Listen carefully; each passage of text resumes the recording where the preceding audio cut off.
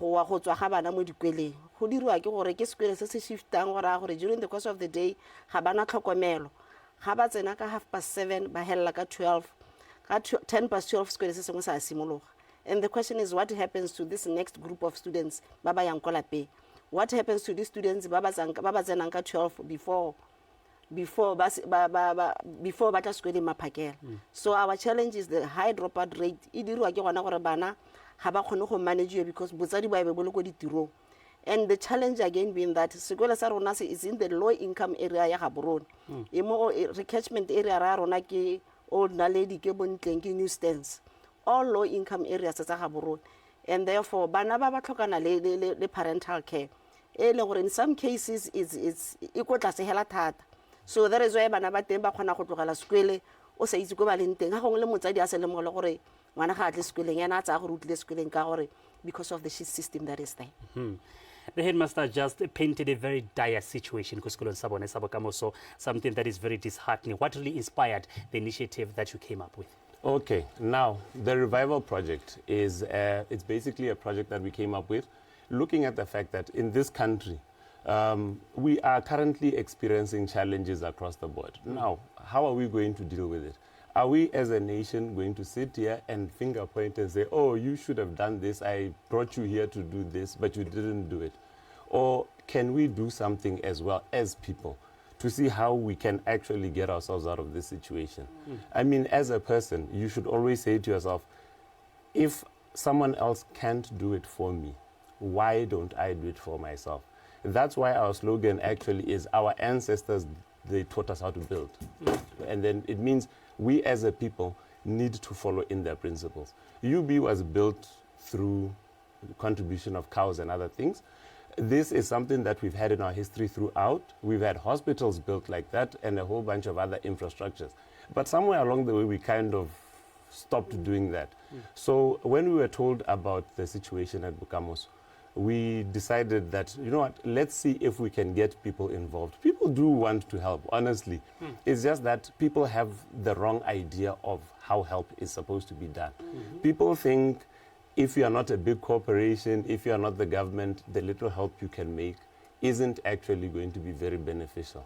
So we created something which, we actually came up with it in the middle. We thought we were joking at first, then somebody said, no, that would work. We're like, what if we could show people that you could raise 1 million pula with sweets? Then somebody was like, that's not actually a bad idea. So the idea is, if 1 million people each buy one sweet, their problems disappear.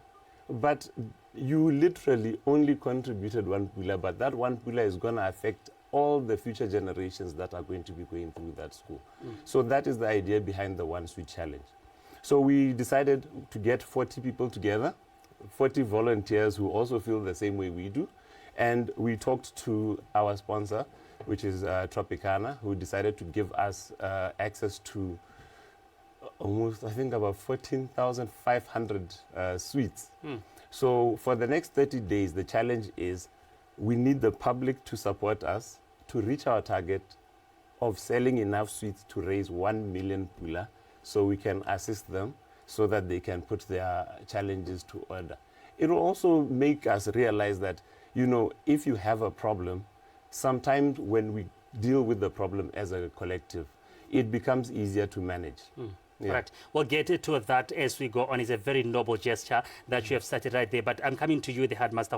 How have these challenges, because you just painted that picture about the infrastructure and the shifts that's really affecting students. Let's get to the nitty-gritties. How is it impacting their learning experiences and the teachers' ability to deliver quality education? Thank you. Bokamoso, from history, it has never been performing very well. It has been one of the low-performing schools, mainly because we don't have enough time to support students outside the learning period. The unfortunate part again is the fact that while other schools are teaching 40 minutes lesson, Bokamoso, because it's a shifting school, we are only teaching for 30 minutes. And out of those 30 minutes, there is no time for study because they have to move out to allow another shift to come in. So because of that, performance has been a problem at Bokamoso. And teachers seem to be so disgruntled. And again, with the issue of the house that burned, you are saying those teachers who were accommodated in that 3-bedroomed house, they should go to a 2-bedroomed house and share. And sharing as a family of 4 people, each person coming with his own children, it's a challenge. So generally, Bokamoso is one area school that needs support because the teachers are disgruntled. The teachers are not happy emotionally because they have not been performing, and they are losing students who are capable, mainly because they are idle most of the time. They are in the street loose because there is nobody taking care of them. And the numbers are overwhelming. If I can tell you, at the beginning of the year, we congested classes from 36 to 30, with the hope that by the end of maybe April, we'll have enough rooms to take all the students. Unfortunately, we couldn't. All the 30 classes still have to shift. One shift has to take 20 classes. The other one has to take 10 classes. And those 20 classes, 10 of them have to move out so that the other 10 can come in. It's only at Form 3 that we allow them to sit there because we believe they need to be helped because of projects and other things. But at the same time, as we want to support the Form 3s, there's another shift that needs to be taught. So there's that conflict of time between the Form 3s and maybe the stream that is coming in. So just that on its own, it is saying we are not able to do more to support the students, despite the fact that we don't see support from home because they are idle and the parent is not there, is at work. So those are the challenges. And another thing, big as it is, it's not easy to get support from other schools to say, I've got 1,000 scripts that I need to photocopy because my machine is not working. Because of the size of the school, it's not easy to get support from other schools. Because a stream of 475 students, if you are doing an examination of around 15 pages, how many scripts do you expect that school to do? So that on its own is saying Bokamoso needs more machinery to be able to give resources to the students in the form of revision and examinations. The situation is dire indeed. But coming to the project that you already mentioned, because I believe those who are listening to the conversation right now are willing now to engage and to help the situation being alleviated. How does the One Street Revives initiative plan to engage the local communities to be part of it? Okay, what we have done is we have put together a team of 40 young people. The idea is for them to go out into the communities, go out into the populated areas, go out into your malls and places like that, and just promote the idea of the One Sweet Challenge. They will be carrying more than enough sweets to literally cause Ministry of Health to start complaining. But the idea is if everybody who sees these people understands that what we are not selling is sweet, we are selling the idea that every time you add a little bit of effort to something, you make huge changes. You know, when we first encountered the situation at Bokamoso, these people are revival champions. You know, I thought we'd get there and then we'd find people sitting there busy going, the government didn't fix it. No. They have already put up 2 blocks simply by using the funds they get through the PTA. They stopped at about roof level. They're like, we are going to finish these blocks. It's going to take a while. They've already earmarked locations where they want to put 2 more blocks. But you see, what I want to say to the public and ask for right now is that we need them to support, because if we can get this right, we can fix the back wall so that we can create a wall at the back so people stop stealing desks. We can get those toilets there. People deserve to be in an environment where there's enough toilets. We can get them enough classrooms. Our hope is that if for the next 30 days the public can really get involved and really support, the little that you can, believe it or not, we're not even saying buy 100 sweets. Just 1 or 2. When you see them, say hi, take a selfie, share the project with others so that other people can get the message. And I believe that once we all know that this little effort does a lot, a lot of people will start participating in a lot of small problems. That's incredible. Now, we are running out of time, but I've got a lot more questions to ask. He mentioned something very profound, that you did not just sit down. You have got project that you have, started and still working on it, which is a very good spirit. What role do you see PTA and maybe local communities playing and supporting and sustaining their own initiative and maybe the challenges or the initiatives that you have as a school? Yes, beginning of the year, we met with the PTA executive and we called the parents to say there's need for us to do something about the challenges that we have. And we started by demarcating some of the rooms that we had, and they were still not enough to help us. And we needed 7 more classrooms. So we started January to build 3 classrooms, which are currently at roof level. And we've identified, with the help of the ministry, another space where we need 4 more classrooms, which is 2 blocks of classrooms. And our initiative is such that one of the blocks, 2 of those classrooms should be smart classroom, such that IT issues can also be catered for. So with the help of the PTA, we've done that. Yes, we were getting donations from other companies like Babirwa Bricks, like the quarry in Mamashia, and other people who were there to support us with building materials. And I want to take this opportunity to also thank CITF. Just next door to us, they were also helping us with the labor.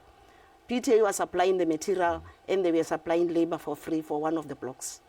Thank you so much. What are the key indicators, coming back to you, for the revival project, and how do you envision scaling this model across the public schools, not only Bokamoso, but I believe the situation that you did put a spotlight on, which is Bokamoso, reflects what is happening across the country. This is something that ought to be taken up all in arms. What is it that you're hoping to do going forward? Okay, basically, we are trying to get every citizen of this country to understand that the problems of this country are all our problem. So our mission is to get everybody to see the problems and understand that whatever little effort that they can put in will make a huge difference. Right now, for example, we were having a conversation before this where I was mentioning the fact that I have a friend. He stays in the BHC flats by a village. There was a huge pothole in front of his flats.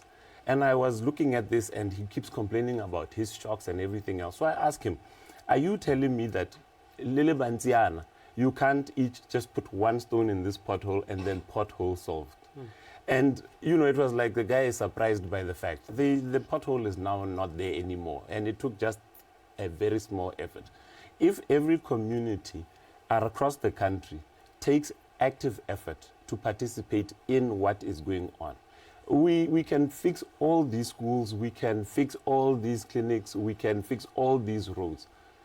If everybody filled 1 pothole every weekend, imagine, we'd have no potholes in no time. Most definitely. We are out of time. We've got 3 minutes to wrap up the conversation. But what is it that you're hoping to achieve at the end of the day? We are talking about the education system going down. But with these kind of initiatives, it will help and revive even for students being in a dignified area who should come on board, despite the initiative that they've started to help, despite the ministry, because he was talking about the spirit that Botswana had from the very beginning, to do our own things. What is it, or who should come on board to help at the end of the day?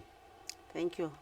I believe the communities should come on board. I believe the private companies should come on board. The ministry will do its part, and it has already started to come and support us. But with the number of classrooms that we need and the challenges that we know the ministry has, we believe the private sector has got the right to be able to come and support us. They have the privilege of using this opportunity to be part of the initiative and give Bokamoso a facelift and give Banaba Bokamoso a difference to be also recognized as Banaba Batu. Because at the end of the day, you are saying, but those are the students that are capable. If you take them to Naledi Senior, for instance, which is our next senior school, they do very well, despite the challenges that they are coming from. So it is saying we just need to give them extra time, extra support for them to do so. And that extra support needs a 1-day school, not a shift. And so we are calling on the private sector to say, support the revival project, because a child will be supported. A child will be taken care of. We put after school, where do I go to? Because he's idle. Sometimes there's even no space for them to study. I've been to places sometimes it's so disheartening to realize that we expect our homework. There is no light, there is no table, there is not even a space to sit decently and study. So the only place that they had that could be a decent education for them was Bokamoso, is the school. Most definitely. We've got run clean out of time in 30 seconds. My director is going to kill me. Just give us your last words. Okay. Basically, I think everybody should keep in mind that this country has a lot of challenges, and these are our challenges as a country. Support the revival project. Let us show that we have not lost that spirit of our ancestors. Let us show people that we can actually still achieve the same results they did. They built schools with nothing. Let's show people that we're not going to sit here and sulk about diamonds. We're going to get things done. Most definitely. And that is how we come to the end of this conversation. Thank you so much for such, recharge. I believe Botswana will be there to help you. Amen. And that is how we come to the end of this conversation. I'm coming right back with the 3 o'clock news.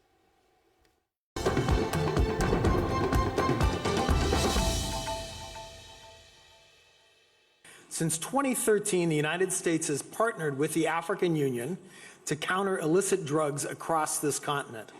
This 3rd annual consultation reflects the steady growth of our shared work. Many of you were present at the first meeting in Côte d'Ivoire in 2023, and today the participation is broader, the expertise is richer, and the stakes are higher. The theme of this year's conference, strengthening synthetic drug supply reduction efforts towards addressing drug trafficking and advancing crime prevention, criminal justice, and rule of law in Africa, could not be more relevant. The reality is that criminal organizations adapt faster than ever. They are agile, they are tech savvy, and they're interconnected across all of our borders. They exploit new technologies, shifting geopolitics, and global supply chains. No nation is immune. A central pillar of President Trump's foreign policy is stopping the production and trafficking of synthetic drugs. Now, in the United States, this is among the most important and urgent missions for our foreign policy. Reducing the flow of fentanyl and other synthetic drugs into the United States, dismantling these transnational criminal networks, and strengthening